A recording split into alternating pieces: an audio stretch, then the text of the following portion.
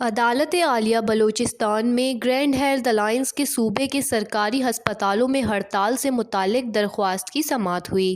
مقدمے کی سماعت جسٹس محمد کامران خان ملاخیل اور جسٹس شوکت علی رخشانی پر مشتمل دو رکنی بینچ نے کی۔ دو رکنی بینچ نے ایڈیشنل سیکریٹری صحت کو 24 گھنٹوں کے اندر لا آفیسر کے ذریعے گرینڈ ہیلتھ الائنس کے سرکاری ہسپتالوں میں ہڑتال جاری رکھنے والے عہدیداروں کی تفصیلات فراہم کرنے کی ہدایت دی۔ دو رکنی بینچ کا کہنا تھا کہ سیکریٹری ڈی جی محکمہ صحت گرینڈ ہیلتھ الائنس کے عہدیداروں کو وجہ بتاؤ نوٹس جاری کیا جائے۔ ہائی کورٹ کا دفتر ان اہلکاروں کو 50,000 روپے کے قابل ضمانت وارنٹ جاری کرے، جبکہ عدم تعمیل اور عدالتی نوٹس وصول کرنے سے انکار کی صورت میں مجرم اہلکاروں کو گرفتار کر کے عدالت میں پیش کیا جائے۔ دو رکنی بینچ کے ججز نے سیکریٹری صحت اور ڈی جی ہیلتھ کو ایک بار پھر ہڑتال کرنے والوں کے خلاف تادیبی کارروائی شروع کرنے کا آخری موقع دیا۔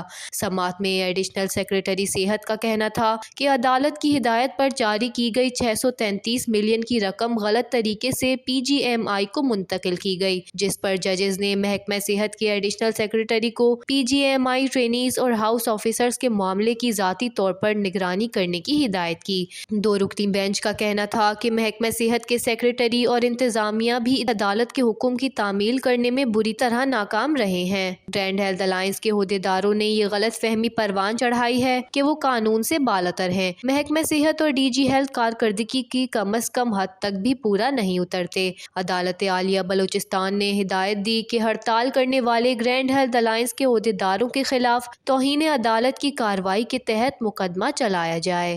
وش نیوز، کوئٹہ، بلوچستان۔